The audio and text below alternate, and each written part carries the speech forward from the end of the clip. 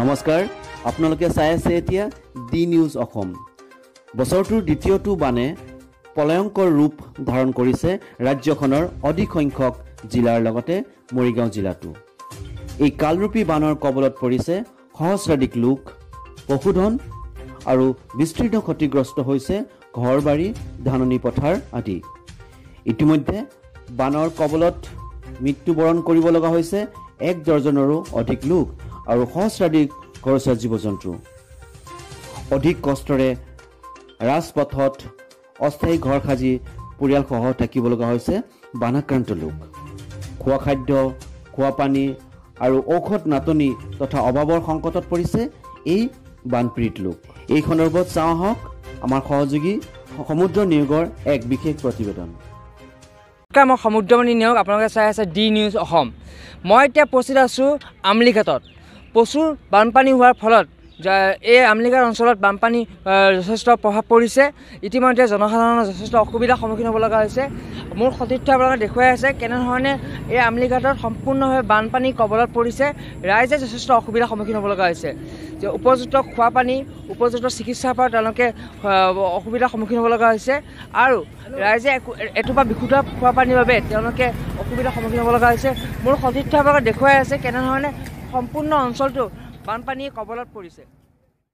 আপোনালোকৰ কেনেধৰণৰ সমস্যাৰ সন্মুখীন হৈছে বানপানী ঘৰ বাৰী ডুবি গৈছেগৈ। আকৌ ইয়াত পানী চানী নিব হৈছে দূৰৰ পৰা, পানী লেতেৰা, পানীখিনি সোমাই আছে কুঁৱাত। এইবিলাক মানে বহুত কিবা কিবি অসুবিধা হৈছে ল'ৰা ছোৱালী লৈ কিনে। তেনে সুবিধা পাইছোঁ। পাইছোঁ।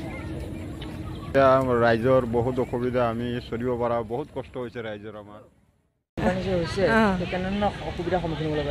এতিয়া বহুত অসুবিধা, গৰুৰ দানা নাই, মানুহৰ খোৱা বস্তু নাই, একো সুবিধা নাই।